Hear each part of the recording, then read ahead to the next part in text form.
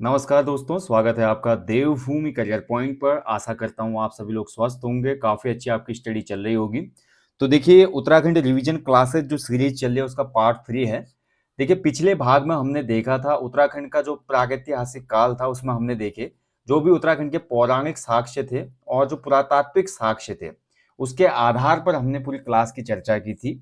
आज थोड़ा आगे बढ़ेंगे इतिहास के क्रम में और इतिहास में आज हम देखेंगे उत्तराखंड का आद्य ऐतिहासिक काल। ठीक है, तो आद्य ऐतिहासिक काल की मैं बात करूं, देखिए आपको पता ही है उत्तराखंड जो है प्राकृतिक सुविधाओं से संबंधित एक राज्य है। यहाँ पर नैसर्गिक सौंदर्यता तो थी ही, उसके अलावा दोस्तों शांति सुकून ऐसा था कि जो हमारा पौराणिक काल हुआ उस पौराणिक काल में बहुत से ऋषि मुनि यहाँ पे आए। इसीलिए इसको ऋग्वेद में मनीषियों की भूमि भी बोला गया इसी वजह से। ठीक है, यहाँ पर बहुत से ऋषि मुनि आए जिन्होंने तपस्या की। महाभारत के यहाँ पे कुछ दिग्गज आए, पांडव यहाँ पे आए थे। उसके अलावा देखिए यहाँ पे भरत का जन्म होता है। ठीक है, शकुंतला दुष्यंत की प्रेम गाथा लिखी जाती है। तो बहुत सी घटनाएं इस उत्तराखंड की पवित्र धरती पे हुई थी, जिसका फटाफट आज हम आद्य ऐतिहासिक काल में रिवीजन करेंगे। ठीक है, तो जैसा कि आपको पता है, देखिए प्रागैतिहासिक काल में हमने देखा उत्तराखंड का वर्णन बहुत जगहों पे हमारे पौराणिक ग्रंथों में है। उसके अलावा जो हमारे प्रागैतिहासिक काल के और साथ ही ऐतिहासिक काल के स्रोत मिले हैं, जिसमें जैसे ऐतिहासिक काल में देखा हमने कालसी का अभिलेख है, लाखामंडल है, त्रिशूल अभिलेख है। ठीक है, मोरध्वज हो गया। और ऐसे ही जो हमारे प्रागैतिहासिक काल के शैल चित्र हैं, लाखो उडियार के, ग्वारख्या उडार के, उसके अलावा फल सीमा, पेटसाल, रामगंगा घाटी के कप मार्क्स हो गए। ठीक है, बहुत सी जगहों से हमको साक्ष्य मिलते हैं उत्तराखंड के, यानी कि उत्तराखंड में मानव अस्तित्व था उस काल में भी। ये सभी सामान या ये सभी सोर्सेज इसकी पुष्टि करते हैं। ठीक है, आद्य ऐतिहासिक काल में अगर हम जाते हैं तो यहाँ पर देखिए देवकालीन शासन व्यवस्था का भी वर्णन है। बोला जाता है कि देव और दानव का जो उत्पत्ति हुई थी, देव दानव की, वो हमारे उत्तराखंड में ही हुई थी, ऐसा बोला जाता है, देव और दानव की। ठीक है, यानी कि भगवान की और असुरों की जो उत्पत्ति हुई थी यहीं पे हुई थी। अब देखिए बोला जाता है कि यहाँ पे दक्ष प्रजापति जो थे वो पहले नरेश थे यहाँ के। दक्ष प्रजापति को आप लोग जानते होंगे, अगर आपने देखिए जो शिव स्रोत है सुना है तो जानते होंगे। दक्ष प्रजापति की ही जो हमारी पुत्री थी सती थी। ठीक है, शिव जी को इनवाइट नहीं करते, फिर भी जबरदस्ती सती अपने साथ लाती है।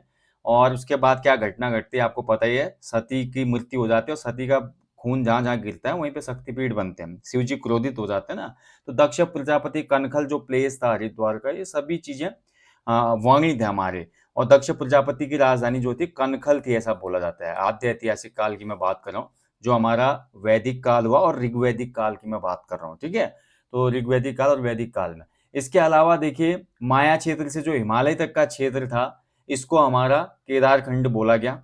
ठीक है, केदार खंड बोला गया।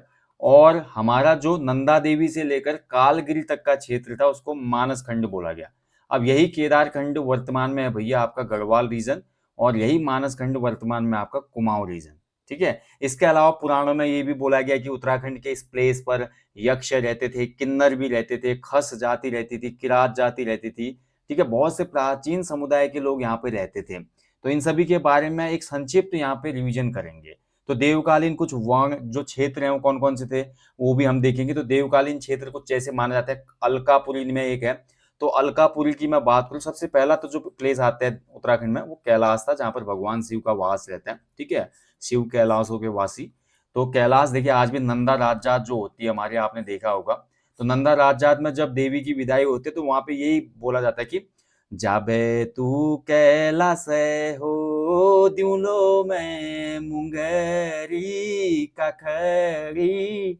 तो यानी कि जा बेटा जा तू कैलाश जा, यानी कि नंदा देवी जी की विदाई हो रही। नंदा देवी पार्वती का ही रूप है, इस चीज का ध्यान रखें।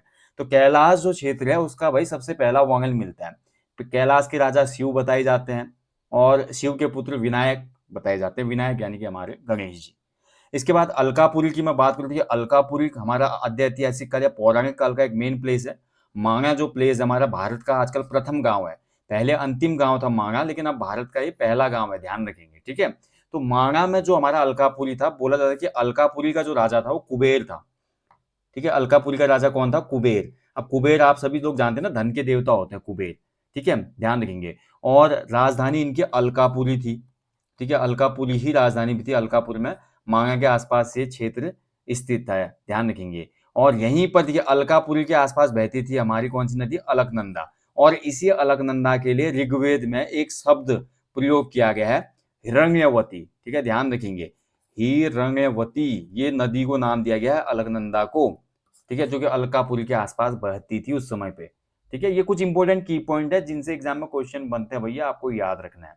ठीक है, इसके बाद देखिए कुछ अन्य प्लेसेस जैसे कि गोविशांग की मैं बात करूं, देवपुरी का भी हमको उल्लेख मिलता है, हिम क्षेत्र का भी उल्लेख मिलता है। बोला था कि ये राजा हिमालय था हिम क्षेत्र का, और शिव की एक पत्नी थी उमा जो हिमालय की पुत्री थी, ऐसा भी बोला जाता है। ठीक है, उसके अलावा उत्तराखंड की जो हमारे अन्य क्षेत्र हैं, जैसे कि मैं आपको बात कर रहा हूँ गोविशांग, तो गोविशांग भी जो है भाई काशीपुर जो वर्तमान में इसका नाम मिलता है हमको गोविशांग, और गोविशांग में भी आपका बहुत से हमको साक्ष्य प्राप्त होते हैं। इसके अलावा कण्वा आश्रम की मैं बात करूंगा, देखिए कण्वा आश्रम बहुत ज्यादा इंपॉर्टेंट है भैया, यहाँ से एग्जाम में कई बार क्वेश्चन बने हैं, तो आपको देखना आवश्यक हो जाता है। कण्वा आश्रम की मैं बात करूं तो भैया ये आपका सबसे पहले तो आपको ये जानना होगा कि कण्वा आश्रम का जो नया नाम है वो कण्व नगरी है। ये मालिनी नदी के तट पर स्थित है। ठीक है, कौन सी नदी? मालिनी नदी। अब बोला जाता है कि इसी कण्वा आश्रम में ही भैया आपका क्या हुआ था, अभिज्ञान शाकुंतलम की रचना की थी। किसने? कालिदास जी ने। ठीक है, अभिज्ञान शाकुंतलम ये कालिदास जी ने रचना की। अब इस अभिज्ञान शाकुंतलम में है क्या भैया? तो इसमें भैया राजा दुष्यंत, ठीक है, राजा जो दुष्यंत थे, और उसके अलावा शकुंतला का प्रेम प्रसंग इसमें बताया गया है, और इन्हीं का पुत्र हुआ भरत। ठीक है, और जिसके नाम पे हमारे देश का नाम पड़ा भारत। तो ये भैया एक हिस्ट्री है हमारी कण्वा आश्रम की। कण्वा आश्रम मालिनी नदी के तट पर है, चौका घाट इसका प्राचीन नाम था। बद्रिका आश्रम और कण्वा आश्रम, ध्यान रखेंगे, प्राचीन काल में बद्रिका आश्रम, पहला तो बद्रिका आश्रम जो बद्रीनाथ के आसपास का क्षेत्र है, बद्रिका आश्रम, और दूसरा कण्वा आश्रम, ये दो क्षेत्र थे जो शिक्षा के प्रमुख केंद्र थे। ध्यान रखेंगे, ठीक है। और यहीं पे दुष्यंत शकुंतला का प्रेम प्रसंग हुआ, और बाद में देखिए धीरे धीरे यहाँ पे बोला जाता है कि जो महाभारत में जो पांडव थे, ये भी बोला जाता है कुछ जगहों पे, महाभारत में जो पांडव थे उनका जन्म बद्रीनाथ के पास ही एक जगह है पांडुकेश्वर। ठीक है, तभी तो पांडुकेश्वर होगा ना इसका नाम, इसी वजह से पांडुकेश्वर हुआ। तो बद्रीनाथ के आसपास एक जगह पांडुकेश्वर, यहाँ पे बोला जाता है कि आपका पांडवों का जन्म हुआ था, महाभारत के जो पांडव थे। ठीक है, और भी बहुत से हमको साक्ष्य मिलते हैं भैया आपका। और कुमाऊं का देखिए सर्वाधिक उल्लेख जो है स्कंद पुराण के मानस खंड में मिलता है। गढ़वाल का सर्वाधिक उल्लेख स्कंद पुराण के केदार खंड में मिलता है। ठीक है, बाकी अल्मोड़ा का देखिए आपका एक मंदिर है जाखन देवी, तो जाखन देवी मंदिर अल्मोड़ा से हमको यक्षों के निवास का पुष्टि होती है। यक्ष संवाद आपने सुना होगा ना, यक्ष जो होते हैं हमारा एक शक्तिशाली एक प्रजाति होती है यक्ष, जो आपने एक संवाद है हमारा महाभारत में भी, यक्ष और आपका सबसे बड़ा पांडव कौन था, तो सबसे बड़े जो हमारे पांडव थे युधिष्ठिर, युधिष्ठिर और यक्ष का संवाद भी होता है। ठीक है, जिसमें वो क्वेश्चन पूछता है कि सबसे ऊंचा कौन है, आकाश से ऊंचा कौन है, तो आकाश से ऊंचा पिता है। ठीक है, इस दुनिया में ये क्या है, तो कई प्रकार के प्रश्न करता है यक्ष, और उस सभी सवालों के सही जवाब देते हैं हमारे युधिष्ठिर। ठीक है, ये चीज आपको ध्यान है। तो यक्षों के निवास का भी हमको पुष्टि होती है अल्मोड़ा के जाखन देवी मंदिर से। ठीक है, इसके अलावा देखिए आपका देवप्रयाग का भी हमारा जिक्र है।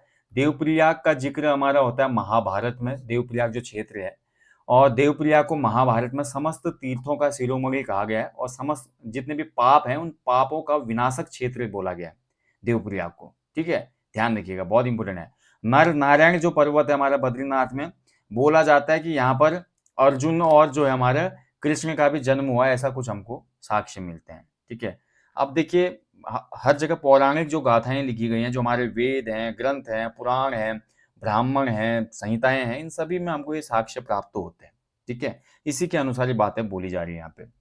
इसके अलावा देखिए आपका मैं बता चुका हूँ, इस क्षेत्र में जो उत्तराखंड का क्षेत्र था कुमाऊं गढ़वाल का, यहाँ पर कुछ प्रमुख पुरा प्रजातियां भी निवास करती थी, जैसे कि कोल प्रजाति, किरात प्रजाति, खस प्रजाति, उसके अलावा भोटिया प्रजाति। देखिए भोटिया तभी बोलते हैं ना, महा हिमालय की सबसे प्राचीन जनजाति है, इसी वजह से जनजाति। देखिए जो जाति हम पढ़ते हैं ना उत्तराखंड की पुरा प्रजातियां, इन प्रजातियों का मतलब ही जनजातियां हैं। ठीक है, जाति ये कास्ट नहीं है स्पेसिफिक, ये एक जनजाति है जो कि उसमें आदिम जनजाति थी।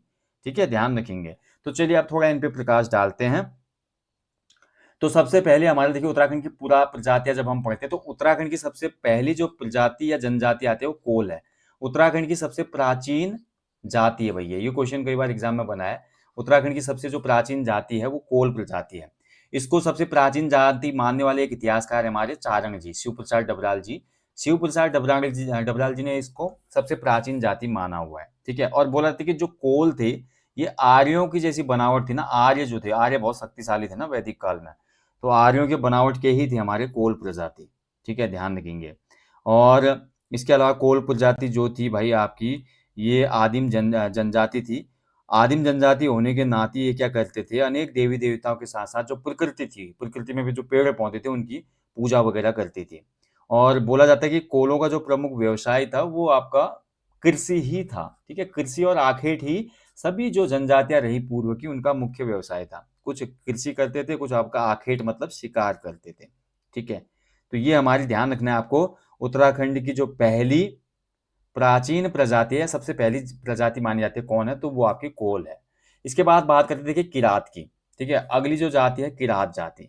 अब किरात जो है भाई हमारा एक इतिहासकार और है ग्रियर्सन, या भाषा विद्वान ही है ग्रियर्सन, ठीक है। तो ग्रियर्सन बोलता है हमारा, ग्रियर्सन ये बोलता है कि किरात सबसे पुरानी है, ठीक है। इसमें बड़ा मतभेद है। ग्रियर्सन बोलता है किरात सबसे पुरानी है, जबकि हमारे शिव प्रसाद डबराल चारंग जी बोलता है कोल पुरानी है। अब आयोग इसमें कोल मानता है। लास्ट टाइम जो एग्जाम हुआ था उसमें आयोग ने बोला भाई कोल को सबसे पुरानी प्रजाति माना गया, ठीक है। तो हम कोल के साथ ही चलेंगे।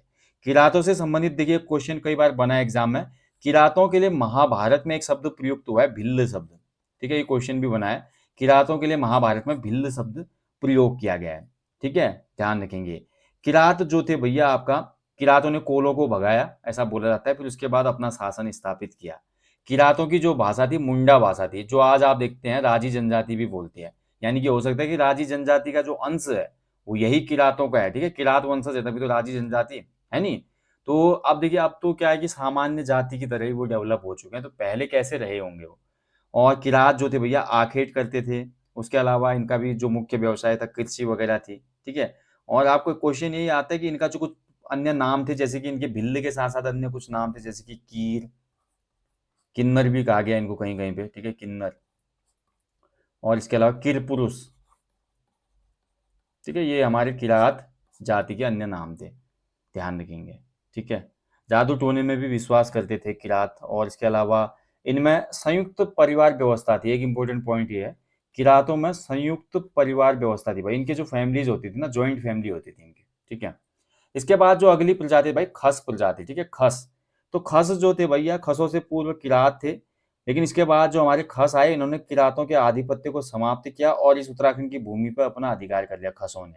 खस बहुत मजबूत थे, ठीक है, ध्यान रखेंगे। महाभारत के सभा पर्व में खसों का वर्णन मिलता है भाई। सभा पर्व जो है महाभारत का, इसमें बोला था कि खस थे उस समय और इन्होंने कौरवों की ओर से लड़ाई की थी। खसों ने कौरवों की तरफ से लड़ाई की थी महाभारत की, ऐसा बोला जाता है। और इसके अलावा महाभारत, मनुस्मृति, मुद्रा राक्षस और वृहत संहिता जैसे जो भारतीय ग्रंथ हैं इसमें भी खसों का वर्णन है भाई। इसका मतलब खस रहे होंगे इतनी जगह, इनका वर्णन है तो, ठीक है। खस भी बहुत मजबूत थे किरातों की तरह। और खसों में कुछ प्रथाएं भी उसमें प्रचलित थी, ठीक है, जिनसे एग्जाम में क्वेश्चन बनाए ये आप नोट करेंगे। खसों में उसमें कुछ प्रथाएं प्रचलित थी, जैसे कि घर जवाई की प्रथा थी इनमें, घर जवाई इनमें बनाने की प्रथा थी। इसके अलावा इनमें एक झटेला प्रथा थी, ठीक है, झटेला।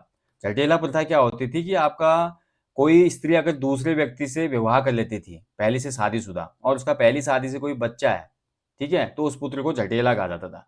घर जवाई में वही घर जवाई वाला सीन हुआ। इसके अलावा इनमें एक शब्दावली और थी टेकुआ, ठीक है, टेकुआ एक शब्द और था इनमें। तो खसुआ में जो टेकुआ प्रथा थी इसका मतलब ये था कि कोई विधवा जो है वैध और अवैध रूप से किसी भी पुरुष को अपने घर में रख सकती थी उसमें, इनमें ये भी अलाउड था उस समय, ठीक है।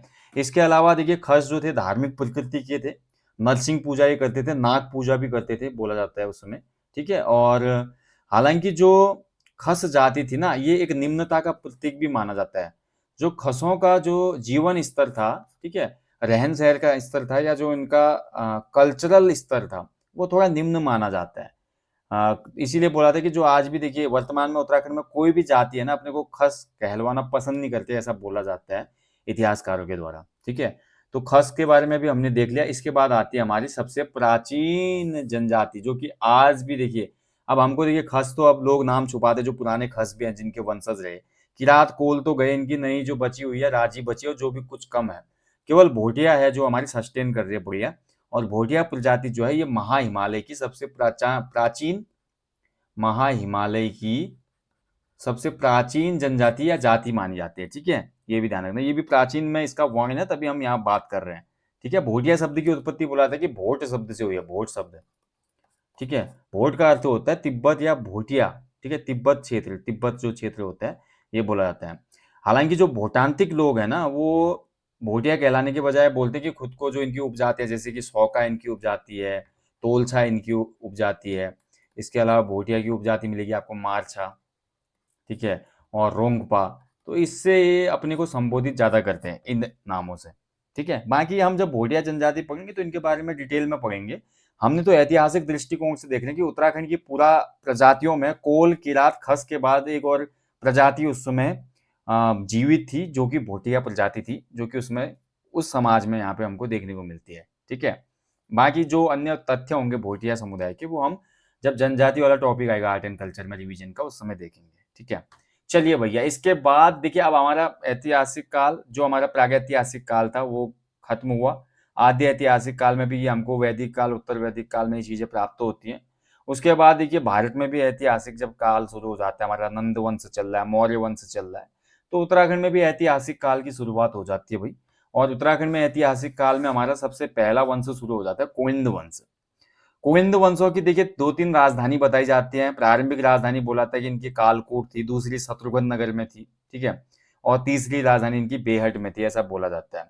और कुविंद जो राजवंश है भैया, कुविंद लोग 2 टाइप के धर्मों को फॉलो करते थे, शैव धर्म एंड बौद्ध धर्म। ठीक है, शैव धर्म और बौद्ध धर्म कुविंदों के समय हमको मिलेगा।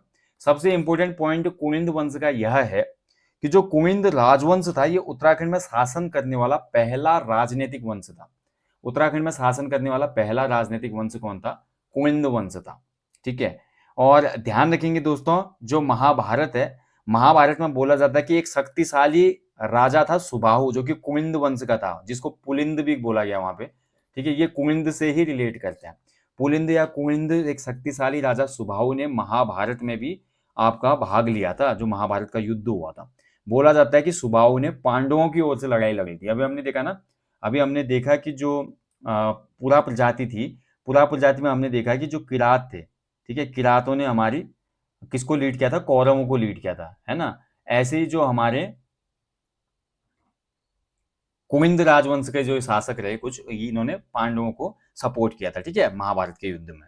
अब देखिए इसमें भी आपका देखिए महाभारत में सुबाहु का उल्लेख मिलता है, और सुबाहु की राजधानी बोली जाती है कि उसमें श्रीनगर थी, गढ़वाल में। और इसके अलावा जो भी हमारे कुविंद नरेश हुए, उनके लिए द्विज शब्द का प्रयोग हमको देखने को मिलता है इतिहास में। ठीक है, कुविंद नरेशों के लिए द्विज शब्द का प्रयोग हुआ है। द्विज शब्द या द्विज श्रेष्ठ, इंपोर्टेंट पॉइंट है, याद रखना, द्विज या द्विज श्रेष्ठ शब्द का प्रयोग हुआ है। ठीक है, अब यहाँ पे देखिए सुबाहु के बाद बोला जाता है कि कुविंद वंश के दूसरे जो राजा थे, वो हमारे कौन हुए? विराट हुए, राजा विराट थे। ठीक है, सुबाहु के बाद राजा विराट बने, कुविंद वंश के राजा। और इनकी राजधानी जौनसार के पास विराटगढ़ी थी, वहां पे इनकी राजधानी थी, बोला जाता है। और इन्हीं की पुत्री थी उत्तरा, और उसी उत्तरा से विवाह हुआ था अभिमन्यु का। अभिमन्यु ना जानते होंगे आप, अर्जुन का पुत्र अभिमन्यु, जो कि आपका भेद नहीं पाता है ना, जो उसके लिए आप भी रचा गया होता है। तो उसी अभिमन्यु की पत्नी थी उत्तरा, जो कि किसकी बेटी थी? विराट की। ठीक है, ध्यान रखेंगे। कुविंद राजवंश के समय उत्तराखंड के लिए स्पेसिफिक जो शब्द था ना, वो था आपका ब्रह्मपुर। ब्रह्मपुर राज्य यहीं पे नाम अस्तित्व में आ गया था। कुविंद साम्राज्य के समय ही उत्तराखंड के क्षेत्र को ब्रह्मपुर भी बोला जाता है। ठीक है, ध्यान रखेंगे। और कुविंदों के लिए तो आपका बहुत से हमारे अभिलेख और मुद्राएं प्राप्त हुई हैं कुविंद इतिहास को जानने की, इसलिए ये पुष्टि हो जाती है कि कुविंद शासन था यहाँ पर। हमको बहुत सी मुद्राएं मिलती है, जैसे कुविंद मुद्राओं की मैं बात करूं, इसमें प्रारंभिक मुद्राएं हैं, परवर्ती कुविंद मुद्राएं हैं, जिसमें आपका आपका पर जैसे मैं बात करूं अल्मोड़ा प्रकार की मुद्राएं हैं, अमोघ भूति प्रकार की मुद्राएं हैं, सत्रेश्वर प्रकार की मुद्राएं हैं। ठीक है, तो इनसे हमारा क्लियर हो जाता है भैया कि आपका जो कुविंद वंश था, ये उत्तराखंड का प्रथम राजनीतिक वंश था। अब विदेशी जहाँ कुछ यात्री आए और कुछ लेखक आए, उनके विवरण में भी कुविंद शासकों का उल्लेख हमको प्राप्त होता है। ठीक है, तो ये है भैया। इसके अलावा कुविंद मुद्राओं के लेखों में को मैं अगर मैं बात करूं, जो लेखक मिलते हैं, जो कुविंद मुद्राओं में नाम मिलते हैं, उसमें कुछ सम्राटों के नाम है, जैसे कि आपका अग्रराज, धनभूति, घनभूति, ठीक है, शिवदत्त, हरिदत्त, ठीक है, अमोघ भूति, और सबसे जो प्रतापी शासक हुआ वो अमोघ भूति हुआ यहाँ पे। सबसे ज्यादा प्रतापी शासक बनता है कुनिंद वंश में कौन था, तो अमोघ भूति था। और सर्वाधिक जो मुद्राएं प्राप्त हुई वो किसकी प्राप्त हुई, अमोघ भूति की ही प्राप्त हुई। ठीक है, ध्यान रखेंगे। कालसी जो अभिलेख हमने पढ़ा था लास्ट टॉपिक में, कालसी अभिलेख में ये बोला जाता है कि जो कुनिंद राजा थे ये मौर्य वंश के अधीन थे। जो उसमें भारत में मौर्य वंश चल रहा था, मौर्यों के अधीन थे, यानी कि मांडलिक राजा रहे होंगे हमारे कुनिंद शासक भी। ठीक है, तो सबसे पहले बात करें हमने कुनिंद जो हमारा ऐतिहासिक काल में आते हैं, तो ये उत्तराखंड का या उत्तराखंड में शासन करने वाली प्रथम राजनीतिक शक्ति थी। इसके अलावा देखिए भैया हमारा बहुत से अन्य पॉइंट है, जैसे कि विष्णु पुराण है। विष्णु पुराण में हमारा कुनिंदों के लिए बोला जाता है, एक शब्द प्रयोग किया गया जो कि आपका कुनिंदो, ठीक है, कुनिंदो पत्यकश्य कहा गया है। ठीक है, इनको हमारा किसमें, विष्णु पुराण में। अष्टाध्यायी जो पुस्तक है पाणिनि की, अष्टाध्यायी में भी कुनिंदों का वर्णन किया गया है। अष्टाध्यायी में इनको बोला गया कुलून। ठीक है, अष्टाध्यायी में कुनिंदों को कुलून कहा गया है, ध्यान रखेंगे। ठीक है, बाकी अब इनकी जो मुद्राएं, अमोघ भूति जो है सबसे प्रतापी शासक था और सर्वाधिक जो मुद्राएं हैं इसी की प्राप्त होती है। कुनिंदकालीन जो मुद्राएं उनको दो भागों में हम बांट सकते हैं। पहली है प्रारंभिक प्रारंभिक कुनिंद मुद्रा और दूसरी हमारी है परवर्ती कुनिंद मुद्राएं। ठीक है, परवर्ती कुनिंद मुद्राएं। तो ये दोनों देखेंगे। प्रारंभिक जो मुद्राएं हमारी प्राप्त हुई हैं, तो प्रारंभिक मुद्रा में जो हमको मिलती है धातु जो है ताम्र धातु है इसमें, यानी कि जो धातु बनी होगी प्रारंभिक मुद्रा में तांबे से बनी हुई मुद्राएं हैं। ठीक है, लिपि इनमें ब्राह्मी है। कौन सी लिपि है, तो ब्राह्मी लिपि है। ठीक है, इसके बाद देखिए परवर्ती जो कुनिंद मुद्राएं हैं इसमें खरोष्टी और ब्राह्मी लिपि भी मिलती है। और मेटल की बात करें तो ये सिल्वर और कॉपर दोनों में है हमारी। ठीक है, अब इन्हीं के आधार पे, यानी कि प्रारंभिक मुद्राओं और परवर्ती कुनिंद मुद्राओं के आधार पे इनको तीन भागों में बांटा जाता है इन मुद्राओं को, जो कि ताम्र और रजत के रूप में प्राप्त होती है, यानी कि कॉपर और सिल्वर दोनों में प्राप्त होती हैं। खरोष्टी और ब्राह्मी लिपि का इनमें प्रयोग है। सबसे पहला जो प्रकार है यह चत्रेश्वर प्रकार की मुद्राएं। ठीक है, चत्रेश्वर प्रकार की जो मुद्राएं हैं इनमें लिखा गया है भगवत चत्रेश्वर महात्मान। ध्यान रखेंगे, इसमें त्रिशूलधारी भगवान शिव को दिखाया गया है। और इसमें देखिए कुनिंदों के कुछ अधिष्ट देव थे जो कि छत्रेश्वर या चत्रेश्वर नाम से थे। ठीक है, छत्रेश्वर या चत्रेश्वर जो कुनिंदों के देवता रहे होंगे ना, उसमें जो इष्ट देव रहे होंगे, तो उनके नाम पर ये मुद्राएं बनाई गई ऐसा बोला गया है। ठीक है, उसके बाद देखिए अल्मोड़ा प्रकार की जो मुद्राएं थी, ये तांबे की बनी हुई है, स्पेशली ताम्र की बनी हुई है। चत्रेश्वर मुद्राएं जो है हमारी, ये दोनों में हमको प्राप्त होती है। और लिपि ब्राह्मी है अल्मोड़ा प्रकार की मुद्राओं की। ठीक है, और इसमें हमारा देखिए ब्राह्मी लिपि में, और इसमें आपका कुछ महत्वपूर्ण, जैसे कि आपका अल्मोड़ा प्रकार की जो मुद्राएं हैं, इन मुद्राओं में मार्गभूति शिवदत्त, ठीक है, मार्गभूति शिवदत्त, ठीक है, शिवदत्त, और इसके अलावा एक दो नाम और है इसमें, हरिदत्त। ठीक है, हरिदत्त। तो ये नाम हमको अल्मोड़ा मुद्राओं में प्राप्त हुए हैं। ठीक है, इन कुनिंद शासकों का नाम इन मुद्राओं में मिला है। और बोला था कि यहाँ से संबंधित कुछ 4 सिक्के जो हैं वर्तमान में ब्रिटेन में एक संग्रहालय है, अल्बर्ट म्यूजियम, वहां पे ये आपको देखने को मिलेंगे 4 सिक्के इस टाइम पीरियड के। ठीक है, कत्यूर घाटी से भी अल्मोड़ा प्रकार के 54 सिक्के प्राप्त हुए हैं, कत्यूर वैली से। ठीक है, इन मुद्राओं में अगर देखें तो इसमें हमको ज्यादातर बैल देखने को मिलता है, छत्र देखने को मिलता है और नाग वगैरह देखने को मिलता है। इसके बाद तीसरी जो प्रकार की मुद्रा है अमोघ भूति प्रकार की, जो कि देखिए अमोघ भूति जो प्रतापी शासक हुआ, ये मुद्रा जो है रजत और ताम्र दोनों में प्राप्त होती है। ठीक है, यानी कि सिल्वर की भी बनी है, कॉपर की भी बनी है। लिपि खरोष्टी और ब्राह्मी दोनों मिलती हैं। और ये मुद्राएं बोला जाता है कि जो कुनिंद वंश का सबसे प्रतापी शासक रहा अमोघ भूति, उसने जारी की थी। ठीक है, और इसमें लिखा भी है उसके बारे में, रज कुनिंदस अमोघ भूतिस महाराजस, यानी कि जो अमोघ भूति है उसके बारे में ही इसमें स्टेटमेंट लिखी गई है। और देखिए ये जो मुद्राएं हैं इसमें आपको नारियों का चित्र भी देखने को मिलता है। अमोघ भूति वाली मुद्राओं में नारियों का चित्र इसमें बनाया गया है। इसके अलावा इसमें स्वास्तिक का चित्र भी देखने को मिलता है, जो स्वास्तिक ओम होता है ना हमारे ये वाला, तो इसका चित्र भी हमारा, चक्र है इसमें, नाग बना है, और नदी आदि वगैरह इसमें आपको देखने को मिलते हैं। ठीक है, तो ये हो गई अल्मोड़ा प्रकार की जो मुद्राएं मिली हमको कुनिंद काल की, जिससे पुष्टि होती है कि इस भूभाग में कुनिंद शासक निवास करते थे। ठीक है, अब देखिए कुनिंद, जैसे हमारा अमोघ भूति की मृत्यु हुई, अमोघ भूति की मृत्यु के बाद कुनिंदों की जो शक्ति थी वो कम हो गई, और मैदानी क्षेत्रों पे जो कुनिंदों का मैदानी क्षेत्र था वहां पर अधिकार हो जाता है शक राजवंश का। यानी कि उत्तराखंड में शक राजवंश ने भी कुछ समय तक राज किया था। उत्तराखंड में देखिए शक राजवंश से संबंधित कुछ मूर्तियां मिलती हैं, और कुछ यहाँ पर हमको प्राप्त होते हैं इससे संबंधित मंदिर। ठीक है, शक-कालीन हमको मंदिर भी मिलते हैं और मूर्तियाँ भी मिलती हैं, इससे पुष्टि होती है, ठीक है, कि यहाँ पर आपका शक आए होंगे। शक जो थे इनका धर्म था बौद्ध भाई, ठीक है, बौद्ध धर्म को फॉलो करते थे शक राजा, ठीक है। और इसके अलावा देखिए आपका शक जैसे हमारा देखिए जो हमारा मालवा का उसमें राजा हुआ था विक्रमादित्य, उसने शक संवत भी चलाया था ना, उसी शक संवत को तो आज भी हम फॉलो करते हैं, ठीक है। तो हो सकता है कि संभवत ऐसा रहा होगा कि वहीं के जो राजा थे वो यहाँ तक पहुंचे और उन्होंने जो मैदानी एरिया थे उसमें कोइंद वाले उन मैदानी एरियाओं को कब्जा कर लिया होगा, ठीक है, तराई के जो भाग थे उस समय के, तो वहां पर इन्होंने अपना अधिकार कर लिया। बट ये अधिकार ज्यादा समय चला नहीं। इसके बाद जो अगली शक्ति आती है उत्तराखंड में वो है भाई कुषाण राजवंश। कुषाण भी हमारे बौद्ध धर्म को मानते थे, कुछ कुषाण राजवंश वाले, ठीक है, बौद्ध धर्म को फॉलो करते थे। कुषाण मुद्राएं हमको प्राप्त हुई हैं जिससे पुष्टि होती है, ठीक है। कुषाण काल के कुछ अवशेष मिले जैसे कि वीरभद्र ऋषिकेश से, मोर ध्वज हो गया कोटद्वार से, और गोविशाण हमारा जो कि काशीपुर है। तो यहाँ से कुषाण कालीन हमको अवशेष और साक्ष्य प्राप्त होते हैं। इससे और मुनि की रेती जो है हमारी ऋषिकेश में, वहां से 44 स्वर्ण मुद्राएं प्राप्त हुई हैं कुषाण कालीन, ठीक है, जिससे पुष्टि हो जाती है कि यहाँ पर कभी न कभी हमारा कुषाण राजवंश भी रहा होगा, ठीक है।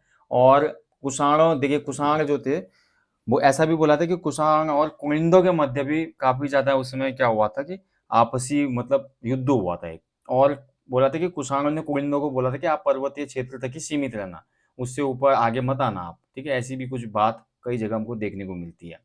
पौड़ी का सुमाड़ी है, पौड़ी के सुमाड़ी से भी हमको कुषाणकालीन साक्ष्य मिलता है, ठीक है, पौड़ी का सुमाड़ी है, सुमाड़ी गांव है यहाँ पे, यहाँ से भी हमको साक्ष्य मिलते हैं, ठीक है। ये आपको याद रखना है। ये हो गया हमारा कुषाण। कुषाणों के बाद भैया हमारा यहाँ पे एंट्री होती है यौधेय वंश की। तो यौधेय वंश जो है हमारा ये भी उत्तराखंड में शासन करता है, और यौधेय वंश का जो हमको साक्ष्य मिलता है ना वो आपका जो बाड़ा वाला यज्ञ वेदिका है। तो बाड़ा वाला की यज्ञ वेदिका ये रिलेट करती है यौधेय शासक सीलवर्मन से। तो सीलवर्मन नाम का कोई राजा रहा होगा उसमें यौधेय शासक, उसने एक यज्ञ वेदिका बनाई थी। यज्ञ की जो वेदिका होती है जिसमें होम होता है ना, हवन होता है, मिट्टी की बनती हो, तो वो आपकी प्राप्त हुई है। इसके अलावा द्यू और त्रिमुद्रा लेख वाले सिक्के भी मिले हैं। देखिए द्यू एवं त्रिमुद्रा लेख वाले सिक्के किस वंश से संबंधित है, क्वेश्चन बनेगा। तो ये आपका यौधेय वंश से संबंधित है। सीलवर्मन राजा ने बोला जाता है कि अश्वमेध यज्ञ कराया था और उसी का जो यज्ञ है ये प्राप्त हुआ है हमारा।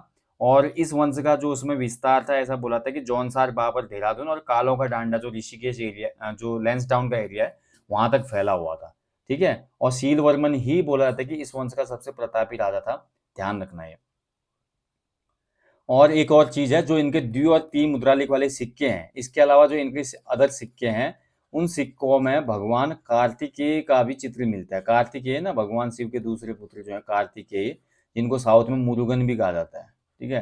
तो कार्तिकेय का भी चित्र मिलता है। तो बोला जाता है कि हो सकता है कि यौधेय के जो हमारे इष्ट देव थे वो आपके कार्तिकेय होंगे, ठीक है। इसके बाद देखिए हमारा गोविशाण में भी एक वंश आता है जिसका ज्यादा जगह उल्लेख तो है नहीं, ठीक है। इसके बाद यौधेय के बाद गोविशाण में बोला था कि एक मित्र वंश आया था जिसका ज्यादा जगह उल्लेख नहीं मिलता। तो आपको इतना याद रखना है, मित्र वंश जो था हमारा ऐतिहासिक काल में कहाँ था, तो ये आपका गोविशाण में था।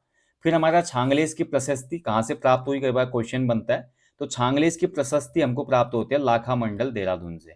यानी कि लाखा मंडल का जो एरिया है यहाँ पे कभी न कभी छांगलेस का एक वंश भी रहा होगा, ऐसा है ना। सातवीं जो हमारे 7 छांगलेस वंश के शासक हैं, ऐसा यहाँ पे वर्णन मिलता है कि ऐसे 7 शासक हुए थे। और इसमें पहला राजा बोला जाता है कि नरपति जयदास था, ठीक है। तो ये छांगलेस वंश भी रहा होगा यहाँ पे, तो इसकी प्रशस्ति हमको लाखा मंडल से मिलती है।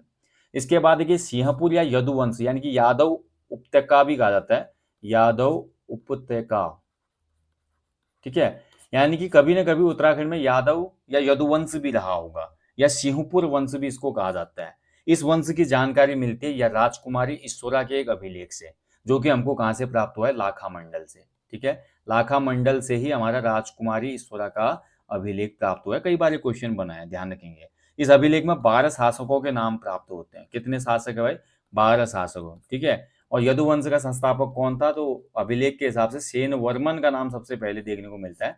तो ये उम्मीद लगाई जाती है कि सेन वर्मन ही इसका संस्थापक रहा होगा, ठीक है। और सबसे शक्तिशाली एक राजा बताया गया इस वंश का, जो कि था भास्कर वर्मन, ठीक है। भास्कर वर्मन सिंहपुर या यदुवंश का सबसे प्रतापी राजा रहा भाई, ठीक है। तो ये है भाई। इसके बाद अगला जो हमारे एक वंश आता है यहाँ पे, वो आता है कृत्यपुर, ठीक है, कर्तृपुर, कर्तृपुर राज्य भी आता है। ये बोला जाता है कि इसमें जो इसके संस्थापक थे वो कुलिंद शासक ही थे और गुप्तों के सामंत थे, और इनकी राजधानी चली गई थी कार्तिकेयपुर, ठीक है। संभवत हो सकता है जो कार्तिकेयपुर या कत्यूरी राजवंश से शुरू हुआ उसकी नींव यहीं से पड़ी होगी, ठीक है, कर्तृपुर राज्य जो था। इसके बाद देखिए उत्तराखंड का एक और वंश आता है भाई, बहुत तगड़ा वंश है, नागवंश। और नागवंश 5वीं सदी के आसपास फला फूला था ये वंश, ठीक है। और इन्होंने जो कर्तृपुर के कुलिंद राजवंश थे इनकी सत्ता को समाप्त कर दी थी। जो कर्तृपुर यानी कि कार्तिकेयपुर के राजवंश की सत्ता समाप्त करके नागवंश ने अपने शासन को स्थापित किया। गोपेश्वर के त्रिशूल लेख में देखिए नाग राजाओं का उल्लेख भी है, ठीक है। 4 जो नाग राजा हैं उनका उल्लेख हमको मिलता है गोपेश्वर के त्रिशूल लेख से, जहां से क्वेश्चन बना था लास्ट टाइम। गुहनाग, गुहनाग नामक जो राजा है नागवंश का, इसी का उल्लेख हमको किस लेख से मिलता है, तो ये हमारा त्रिशूल लेख है गोपेश्वर का, ठीक है। इसमें आपका देखिए नागों के निवास की भी पुष्टि हुई है, उत्तराखंड के नागों का निवास रहा होगा, जिसमें पिथौरागढ़ जनपद का बेनी नाग मंदिर है, ठीक है, बेरीनाग में।